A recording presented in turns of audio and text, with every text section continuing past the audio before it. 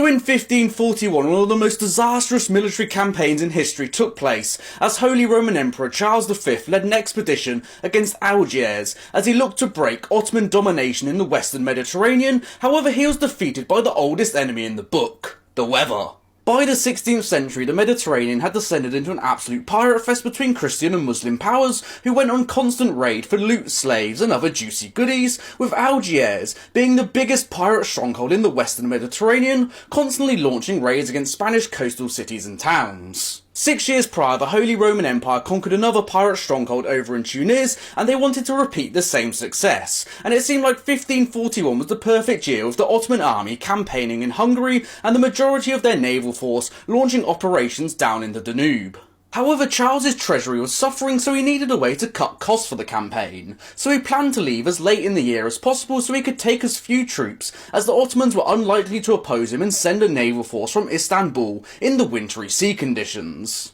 Despite pleas from his commanders to delay the expedition and not risk the wintry sea conditions, he didn't want to let all this planning go to waste and went ahead with the expedition anyway, launching 500 ships of around 12,000 sailors and 24,000 soldiers, which included the conqueror of Mexico, Hernan Cortez. The crossing from Majorca only took around 1 day, however it took them a further 3 days to disembark due to the sea conditions, and when they did disembark it was on a submerged piece of land, meaning the soldiers had to trawl through boob-high water to get to dry land with all of their equipment. The Christian force did manage to gain a foothold on dry land, beating off any minor resistance they encountered before completely surrounding the city, and things were looking pretty bleak for the 6,000 defenders inside the poorly defended city, as one breach from the Christian cannons would probably spell their end. However, the Christians were about to be defeated by the oldest enemy, as a horrendous storm was brewing and it began pissing it down with freezing rain, with gale-force winds, and many had to spend the night without shelter, as most of their tents and supplies were still on the ships, and they had to sleep in an absolute slushy mud bath with whatever sleep they actually got.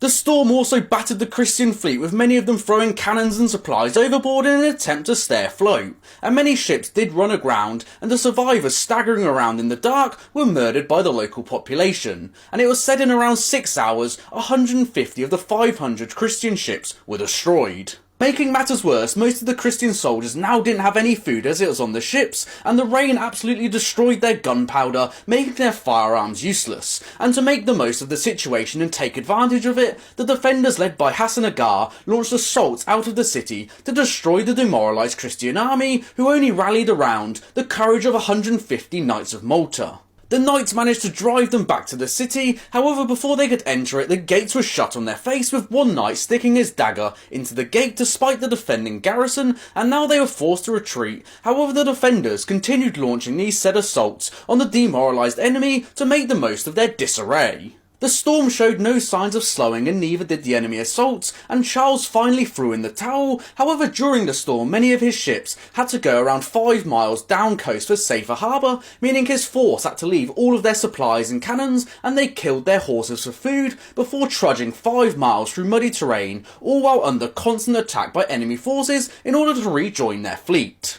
However, there now wasn't enough space on the remaining ships to transport the remaining soldiers home, so the war horses, despite pleas from their masters, had to be thrown overboard to make space, and Charles, due to the demoralising nature of the defeat, threw his crown overboard, and it was a further month before they actually landed back in Spain due to the awful sea conditions. The disastrous expedition had cost Charles around 8,000 troops, 150 ships and 300 Spanish nobles, and due to them abandoning so much cannons and supplies there, Algiers was now stronger than ever and looking unlikely to be conquered anytime soon. And it was said that so many of Charles's troops got captured, there was too many slaves in Algiers that they were sold around an onion per slave.